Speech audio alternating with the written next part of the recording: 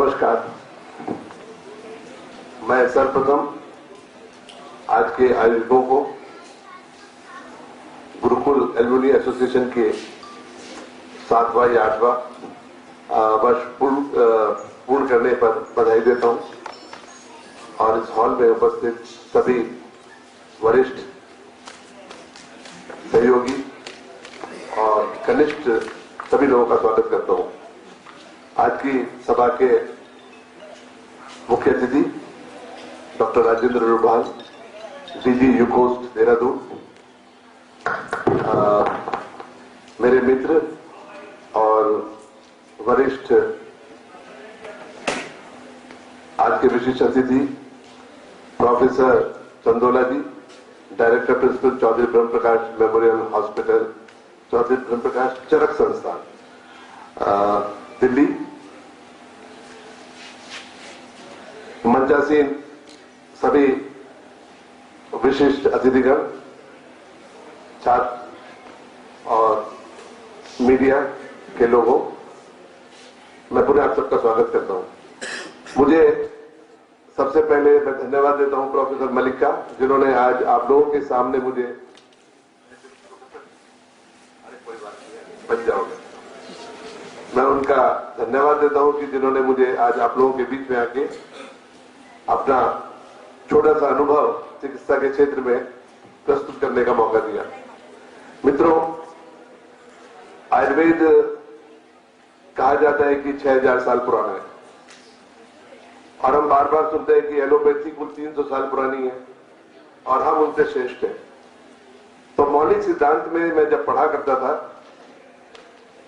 तो मैंने एक चैप्टर पढ़ा उसमें प्रमाण का।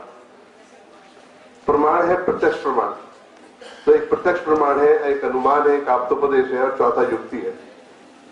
तो उन सभी प्रमाणों में प्रत्यक्ष प्रमाण को ही महत्व माना गया है। आयुर्वेद में आने से पहले मैंने बीएससी की। बीएससी ऑनर्स जब करते हैं तब हमें प्रैक्टिकल कराए जाते थे, तो वो जो प्रैक्टिकल थे अगर हम उनको आयुर्वेद से परिभाषित करेंगे तो वो प्रत्यक्ष प्रमाण ही है। तो सम्यक ज्ञानम प्रमाणम, व्हाट इज ज्ञान, what is knowledge, knowledge is evidence and evidence is knowledge. तो मैंने चिकित्सा शुरू की और मुझे नहीं पता था कि वो चिकित्सा जो मैं कर रहा हूं वो क्या विलक्षण होगी। मैं तो सोचता हूं चिकित्सा ऐसे ही होनी चाहिए। तो मैंने कुछ नहीं किया अपनी जिंदगी में, मैंने हर आने वाले मरीज का एक जात से बनिया हूं। तो बनिए का काम होता है बही के खाता लिखना, कौन आया कौन गया, किसने दिया किसने लिया। तो मैंने कुछ नहीं किया, मैंने अपने चिकित्सकीय जो रजिस्टर था उसको ठीक से लिखा और पता चला आने वाले समय में कि धीरे धीरे वो डेटा बन गया। इसी को डेटा जनरेशन कहते हैं। क्योंकि मैं भी आप लोगों की तरह एक आयुर्वेदिक कॉलेज में पढ़ा हूं और मुझे कहते हुए कोई संकोच नहीं होता कि आयुर्वेदिक कॉलेजों में आयुर्वेद की पढ़ाई के अलावा सब कुछ होता है। एक दुखद स्थिति है, सुखद स्थिति ये भी नहीं बोलूंगा, क्योंकि जो भी साधन हमारे पास है, संसाधन हमारे पास मौजूद है, हम उसी के साथ जीना है। परंतु हम अपनी योग्यता कैसे स्थापित कर सकते हैं वो बहुत महत्वपूर्ण है। तो माइग्रेन एक बीमारी है और आयुर्वेद में भी शिरोरोग लिखा है और बहुत सारे लोग इसकी चिकित्सा करते हैं। तो ऐसे क्या चीज है कि वैद्य बालेंदु प्रकाश इसके लिए नामित हो गए कि आज अंतर्राष्ट्रीय स्तर पर भी और राष्ट्रीय स्तर पर भी मैं इस बीमारी के लिए क्यों नाम हो गया। ऐसा नहीं कि आप लोग नहीं कर सकते हैं या बाकी वैद्य लोग नहीं कर सकते हैं, परंतु वही है कि हमारी जो कमियां हैं, एक केस को लेना, शॉर्ट टर्म फॉलोअप करना। इस डेफिनेशन से पहले 2006 से पहले माइग्रेन में गैस्ट्रो इंटेस्टाइनल वर्ड का उल्लेख नहीं किया गया था। नेक्स्ट, इंडिया में वैसे तो कोई डेटा नहीं मौजूद है कि कितने लोगों को माइग्रेन है, पर आईसीएमआर ने एक स्टडी की थी जिसके हिसाब से 15 से 20% लोगों को पॉपुलेशन में माइग्रेन होता है। और इसकी एक खासियत और है कि ये महिलाओं में ज्यादा होता है, 3:1 की रेशो है। नेक्स्ट, और इस स्लाइड में आप देखेंगे एक एटलस, ये एटलस है माइग्रेन की, दुनिया की एटलस है। और आप इसमें देखेंगे कि बीमारियों को बोला जाता है कि बीमारी उन लोगों को होती है जो निर्धन है, बीमारी उन लोगों को होती है जो अशिक्षित है। परंतु अगर आप इस एटलस पर गौर से देखेंगे तो यूएसए, यूके, फ्रांस, जर्मनी, ये सभी वो डेवलप्ड कंट्रीज है जहां पर करीब 10 से 15% पॉपुलेशन को माइग्रेन है। इस एटलस में हिंदुस्तान का कोई जिक्र नहीं है। जैसा कि मैंने बताया कि हिंदुस्तान में इस तरह का कोई सर्वे अभी तक हमारी मेडिकल एजेंसियों ने नहीं किया है। नेक्स्ट, माइग्रेन का डायग्नोज, इसके लिए कोई भी ब्लड टेस्ट नहीं है, कोई अल्ट्रासाउंड, कोई एक्सरे, कोई एमआरआई, एमआरसीपी नहीं है।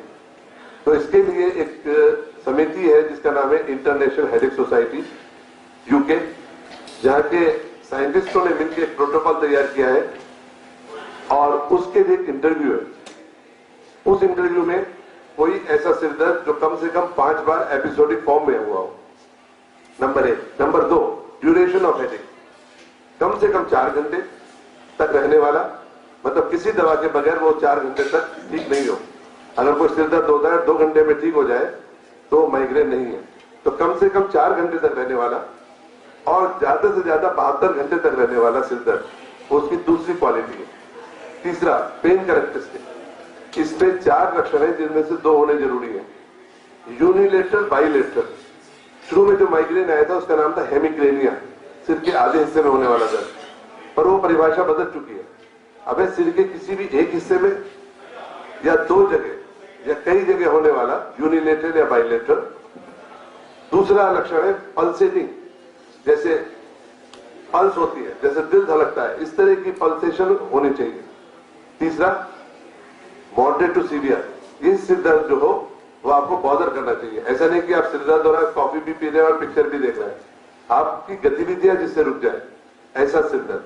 और चौथा, जिस समय आपको सिर दर्द हो रहा है उस समय यदि आप कोई फिजिकल एक्टिविटी करते हैं तो उस समय इसको बढ़ जाना चाहिए। यदि इन 4 में से 2 लक्षण मौजूद है तो आप माइग्रेन को क्वालिफाई करते हैं। चौथा, ड्यूरिंग अटैक। ड्यूरिंग अटैक 2 लक्षण है, या तो पेशेंट को नोजिया, वोमिटिंग होना चाहिए, या उसको रोशनी या आवाज अच्छी नहीं लगनी चाहिए, फोटोफोबिया, फोनोफोबिया या नोजिया, वोमिटिंग। अगर ये चारों सिम्टम्स मौजूद है तब इस मरीज को माइग्रेन है ऐसा प्रतीत होता है, परंतु इतना ही नहीं है। नेक्स्ट, ऐसे सिम्टम्स के लिए कुछ दूसरे बीमारी भी हो सकती है, तो जो चिकित्सक है उसको ये इंश्योर करना होगा कि क्या उसको कोई दूसरी बीमारी तो नहीं है जिसकी वजह से ये है। तो ये चारों सिम्टम होने चाहिए और इन सिम्टम के साथ कोई दूसरी बीमारी उसको न्यूरोलॉजी की नहीं होनी चाहिए। ऐसा है तो ऐसे मरीज को हम माइग्रेन बोलेंगे। तो दिस द यूनिफॉर्म प्रोटोकॉल जिसके द्वारा वो आज की दुनिया में माइग्रेन को डायग्नोज किया जाता है। हमने जो चिकित्सा की है, हमने हर मरीज को इसी क्राइटेरिया के तहत अपने इलाज में शामिल करते हैं। नेक्स्ट,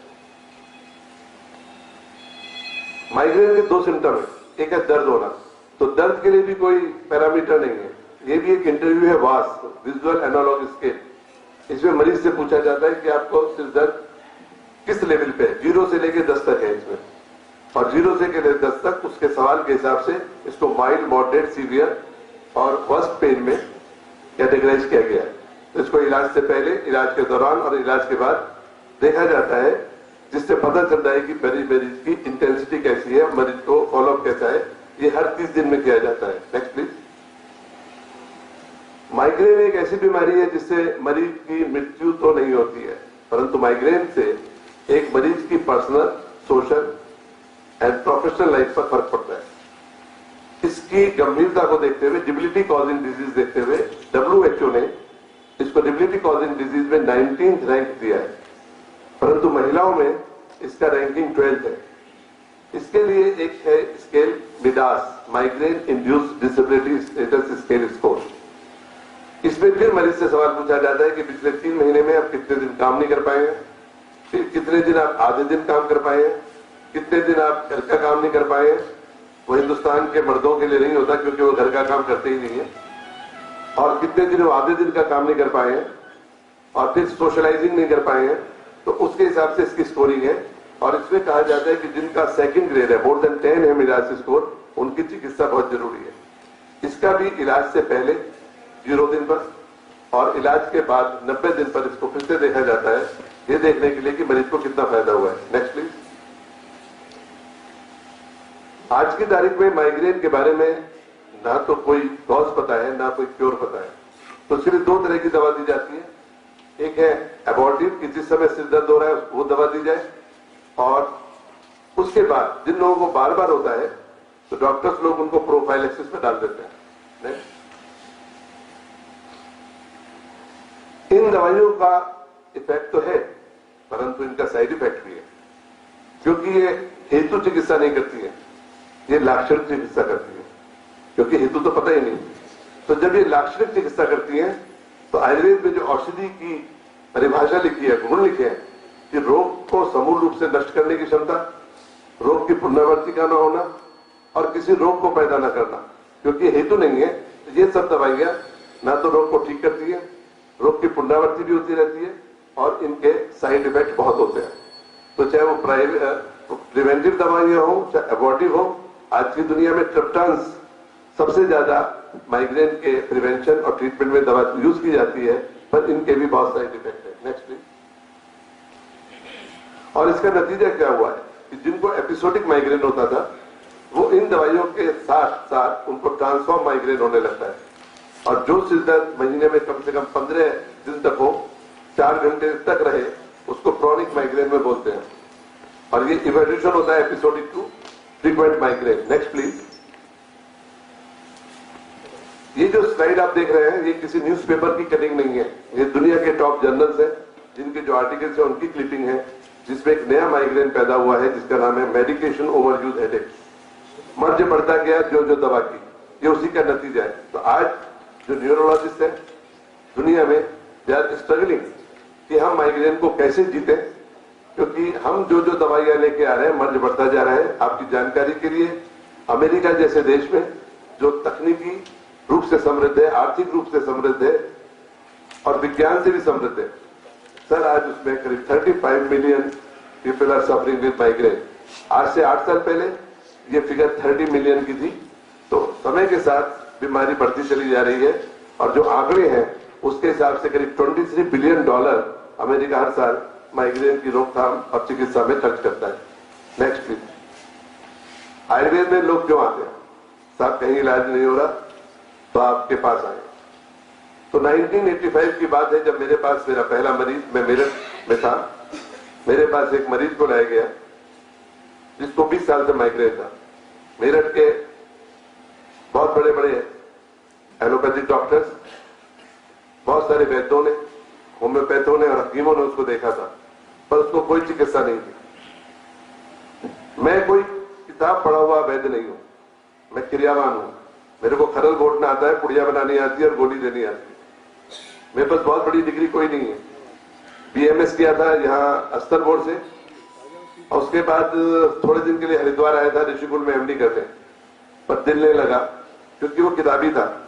तो किताबों से मेरा वास्ता कम है, और वैसे भी शास्त्र में लिखा है कि अल्प बुद्धि वालों के लिए है शास्त्र। तो मेरी अल्प बुद्धि नहीं है, मेरी कुशाग्र बुद्धि है, मैं चीजों को ग्रहण करता हूं। तो मैंने क्या देखा कि ये जो वैद्य है, जो डॉक्टर है, होम्योपैथ है, हकीम है, ये चारों क्यों फेल हुए इस मरीज पे, ये क्यों आया मेरे पास? तब मैंने देखा कि वो चारों को चारों मिलकर सिर का इलाज कर रहे थे। वैद्य लोग अर्धाव भेदक का इलाज कर रहे थे, होम्योपैथ भी सिर का इलाज कर रहा था और हकीम भी उसका इलाज कर रहा था। मैंने कहा कुछ ना कुछ गड़बड़ है, ऐसा नहीं हो सकता।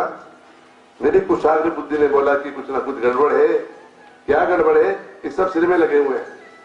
तो उन दिनों मुझे शौक था माधव निदान पढ़ने का, रावण का नाड़ी विज्ञान पढ़ने का।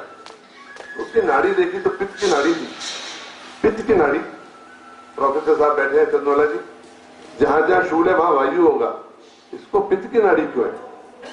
पित्त का स्थान है यकृत और पित्ताशय। मरीज को लिटाया, पेट पर हाथ घुमाया तो 9th and 10th coastal vertebra पे वो पेशेंट उछली। यार क्यों उछली? तो चुपके से किताब खोल के देखी तो मर्फी साइन है, मर्फी साइन पॉजिटिव, पित्ताशय शोध लगता है। अच्छा, पित्ताशय शोध के लक्षण क्या है? भूख बर्दाश्त नहीं होना। क्या तुमको भूख बर्दाश्त नहीं होती है? नहीं जी। खाते पेट फूल जाता है? हाँ जी। अरे वाह। थकावट भी रहती है? हाँ जी। कब्ज भी रहती है? हाँ जी। एसिडिटी? मुझे नहीं पता था कि माइग्रेन के सिम्टम क्या होते हैं, वो तो बहुत बाद में पता चले। तो जब इसको देखा तो अगर आप ये देखें माधव निदान का श्लोक, ब्रह्मो मूर्छा अरुचि सर्दी आलस्य च शिरो ऊर्जा, यहाँ पर सिरदर्द भी है। तो ये जो सिम्टम्स है श्लेष्म पित्त के, ये आधुनिक काल के माइग्रेन से मिलते जुलते हैं। तो ये मेरा मूल मंत्र बन गया, क्योंकि उस मरीज की जो मैंने चिकित्सा व्यवस्था 1985 में की थी, आज 2015 है, उसमें कोई फेर बदल नहीं है। हर मरीज जिसको माइग्रेन है उसको श्लेष्म पित्त है, और जिसको श्लेष्म पित्त है उसको माइग्रेन है, और ना प्रकृति है ना दोष है, रोग है तो चिकित्सा है। Next please. और इसके कारण क्या है?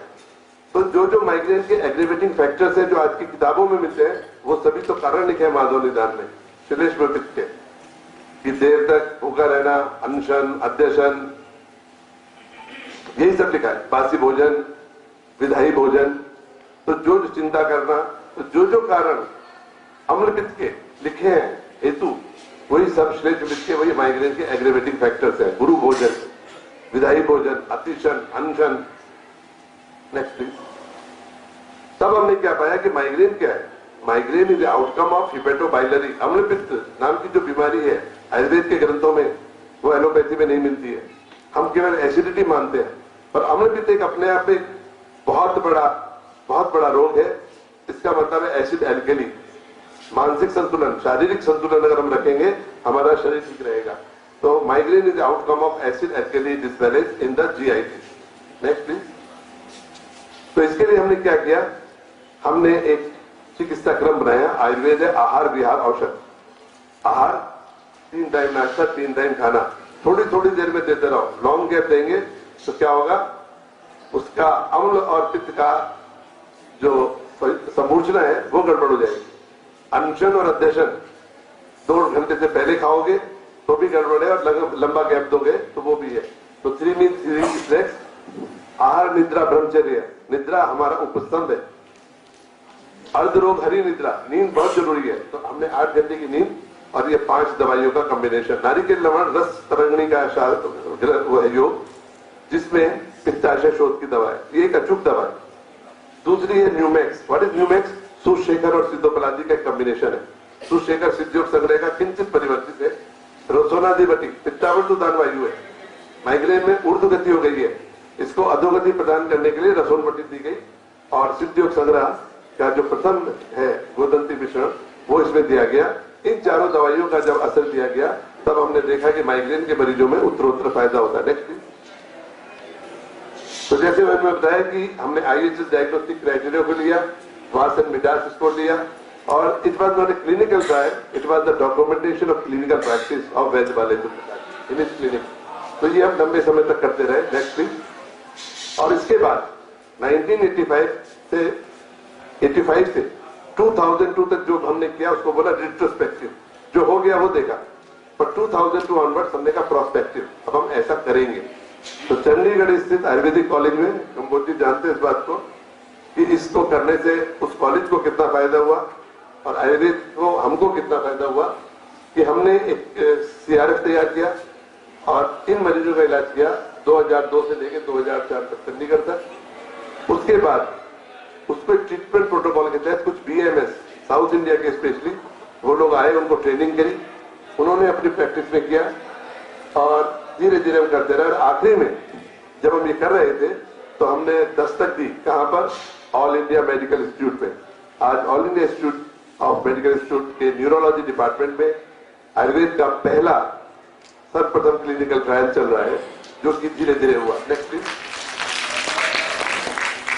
इसका नतीजा क्या हुआ? डॉक्यूमेंटेशन, स्पेशली जो यंगस्टर्स हैं, अगर आप केवल अपनी प्रैक्टिस को डॉक्यूमेंट करके लिखना सीख लो, और अगर लिखने में तकलीफ है तो आज DG साहब को मैं पकड़ के लेके आया हूं, ये आप लोगों को ट्रेनिंग कर सकते हैं कि हम लिखा कैसे जाए। आयुर्वेदिक कॉलेजों में बहुत कमियां हैं, मैं घर का भेदी हूं, मुझसे ज्यादा इसकी कमियां कोई नहीं जानता और इसकी खूबी भी कोई नहीं जानता।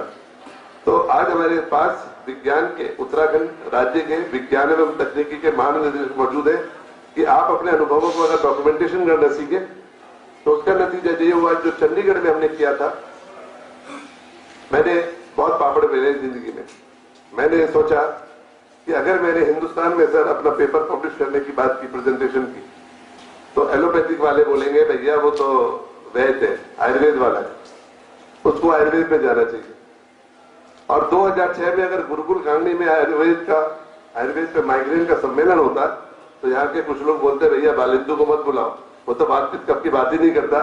तो ना तो मुझे आयुर्वेद वाले बुलाते ना एलोपैथ वाले बुलाते, क्योंकि इसको कैसे करें हम कैसे मिडिल पाथ निकालें। तो मैंने इसको लंदन में भेजा। लंदन में था international symposium on migraine in London. उन्होंने जो भी लोग थे उसके वो पीएचडी होने चाहिए थे न्यूरोलॉजी में। अब मेरे पास तो एक छोटी सी डिग्री है बीएमएस, जिसको हिंदुस्तान से बाहर लोग ये जानते कि वो मसाज करने वाले हैं, चिकित्सा के तौर पर तुमको कोई नहीं जानता बाहर। तो मैंने उनको एक कैटेगरी थी प्रिवेंशन ट्रीटमेंट, कि जिन्होंने थ्योरी जिनके पास नहीं हो केवल वर्क हो वो इसमें पेश करें। मैंने अपना एक एब्स्ट्रैक्ट उनको भेजा। तो गोरों की अच्छी बात है तो चिट्ठी का जवाब जरूर देते हैं, वो चिट्ठी रख के नहीं बैठ जाते, डोबाल जी भी देते। तो उनको जब चिट्ठी भेजी मैंने कि sir I am not a neurologist but I am doing Ayurveda practice in India and this is my data. इतने मरीज आए, इतनों ने इलाज किया, इतनों ने नहीं खाई, इतनों को फायदा हुआ, so this my consolidated data. उन्होंने चिट्ठी का जवाब दिया और मेरे से मैन्युस्क्रिप्ट मांगी। मैं तैयार बैठा था, वो भेज दी। सर पोस्टर प्रेजेंट करने के लिए इतने पापड़ कोई नहीं भेजता। उन्होंने 2 ऑडिटर भेज दिए और उन ऑडिटर ने आके मेरा डेटा देखा देहरादून में और एक सवाल पूछा, एस्टेब्लिश हुआ। नेक्स्ट काम हमारा आसान था। अब के हमने 17 पीएमएस को यही प्रोटोकॉल दिया डायग्नोसिस और ट्रीटमेंट का। और 2007 में स्वीडन में इंटरनेशनल हेडेक कांग्रेस हुई। इस बार हमारी एंट्री बड़ी स्मूथ थी, हमको कोई सवाल नहीं पूछा गया। और इस बीच में माइग्रेन पर आयुर्वेद की महत्ता को देखते हुए पहली बार एक नॉन एलोपैथिक पर्सन को इंटरनेशनल हेडेक सोसाइटी ने मेंबरशिप प्रदान की। तो ये हमारा दूसरा पेपर सिफिलेंजिया में छपा स्वीडन में। और तीसरा जो मैंने पेश किया अपना काम, फिर से हम काम करते गए और अपनी दस्तक देते गए। तीसरा था अमेरिका में, वो हेडेक में छपा। Next please.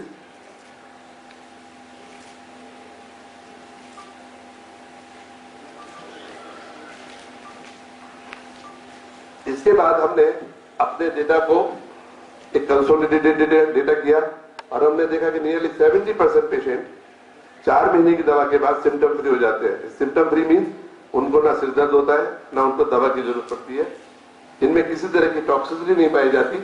और जो मरीज ठीक होते हैं उनको 2-2 साल तक फॉलो किया गया, उनको दोबारा रिलैप्स नहीं होता है।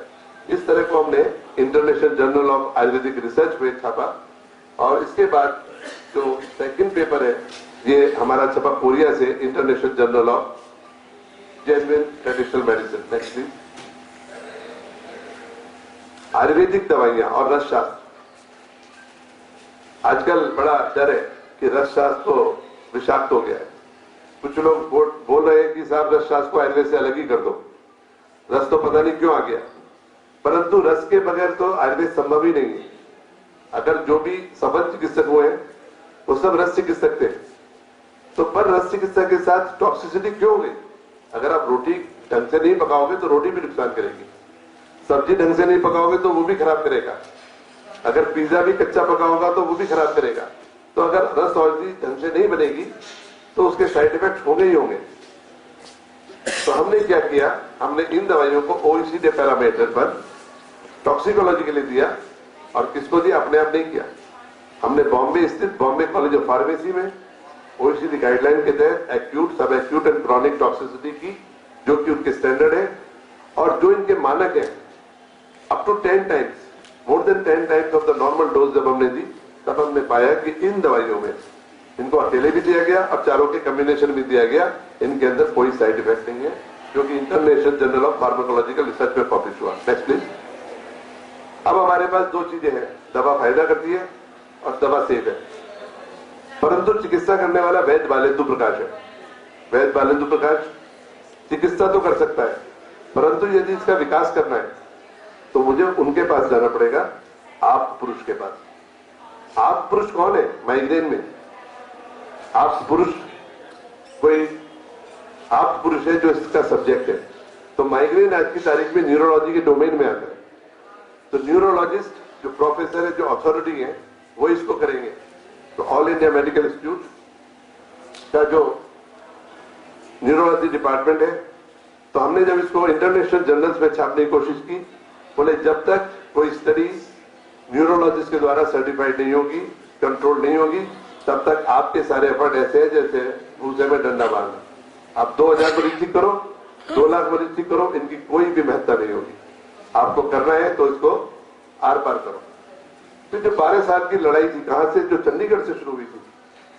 कंबोज जी कई बार जल्दी में रहते हैं, मैं उनको बोला कंबोज जी अगर रिसर्च करनी है, अपने इंस्टीट्यूट को बनाना है, तो पहला स्टेप शुरू करो, वो है धैर्य का, और दूसरा प्रयास का। धैर्य और प्रयास करो तो आगे आएंगे। तो 12 साल लगे मुझे 2002 से 2014 तक पहुंचने में ऑल इंडिया इंस्टीट्यूट में, क्योंकि ऑल इंडिया इंस्टीट्यूट का जो मानक है वो एंटी आयुर्वेदा नहीं है, वो प्रो साइंस है।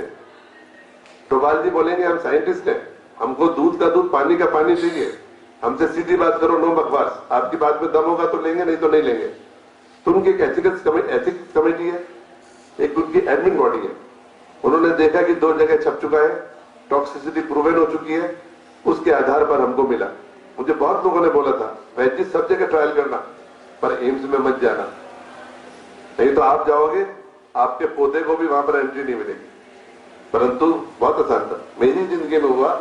और this the first ever migraine का जो ट्रायल था, randomised controlled clinical trial to evaluate prophylaxis. Prophylaxis means preventive treatment और रिफ्रैक्टिव माइग्रेन। ये रिफ्रैक्टिव माइग्रेन क्या है? एक माइग्रेन है कि दर्द हुआ, गोली खाई, ठीक हो गया। दूसरा माइग्रेन है कि सिर दर्द हुआ, ठीक नहीं हो रहा था, तो डॉक्टर ने उसको प्रिवेंटिव दवा पे डाल दिया, 4 महीने ठीक रहा, पर फिर से दर्द होने लगा। अब उसको डॉक्टर ने दूसरी प्रिवेंटिव पे डाल दिया, और बीच बीच में सिर दर्द की दवा भी खाता रहा, वो भी फेल हो गई।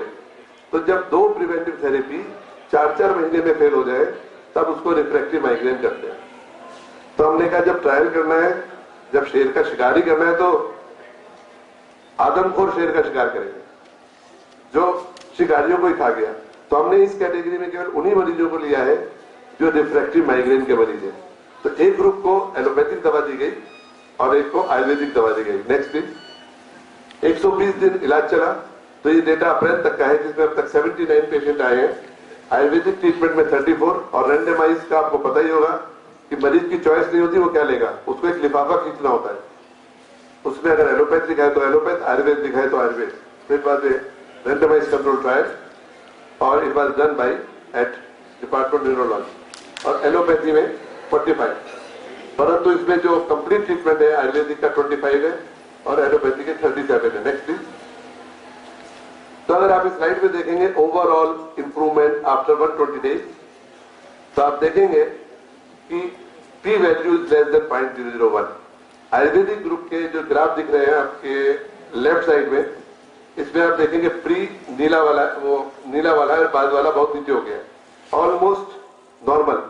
और एलोपैथिक ग्रुप में एज इट इज रहता है। Next please. ये वार्स स्कोर में, वार्स स्कोर में भी देखेंगे there is a significant improvement in Ayurvedic group, कि उनकी पेन इंटेंसिटी कम हुई है। Next please. इसी तरह मिडास में आयुर्वेदिक ट्रीटमेंट लेफ्ट साइड का है और एलोपैथिक ट्रीटमेंट राइट साइड का है, इसमें भी इसका सिग्निफिकेंट इंप्रूवमेंट मिडास पे आया है। Next please. माइग्रेन के अंदर एसोसिएटेड सिम्टम्स है नोजिया, वोमिटिंग, फोटोफोबिया, फोनोफोबिया, और इस स्लाइड से पता चलता है कि 120 दिन के बाद जितने भी पेशेंट आयुर्वेदिक ग्रुप में थे, सबको सिग्निफिकेंट इफेक्ट हुआ है। Next please. हेडेक डेज, इसमें हेडेक डेज काउंट किए गए हैं कि आयुर्वेदिक ट्रीटमेंट में और एलोपैथिक ट्रीटमेंट में टोटल हेडेक डेज में कितना फर्क हुआ। तो इसमें भी आप देखेंगे कि there is a significant effect. Next please. अब ये दवा, ये तो बात हो गई कि इस दवा में कुछ ना कुछ है, ये काम तो कर रही है, पर काम कैसे कर रही है? तो हम तो लाक्षणिक चिकित्सा नहीं कर रहे हैं, हमने तो श्लेष्मविद की चिकित्सा की है। तो ऑल इंडिया इंस्टीट्यूट का एक दूसरा डिपार्टमेंट है फार्माकोलॉजी, वो बोले भाई हम तुम्हारी बात को कैसे माने, तुम्हारी दवा फायदा तो कर रही है, बात तो ठीक है, पर जरा हम भी तो देखें कैसे करती है। ऐसा कैसे हो जाएगा कि तुम कहते हो एनाल्जेसिक नहीं है। हमने कहा साहब हाथ कंगन को आरसी क्या, पढ़े लिखे को फारसी क्या।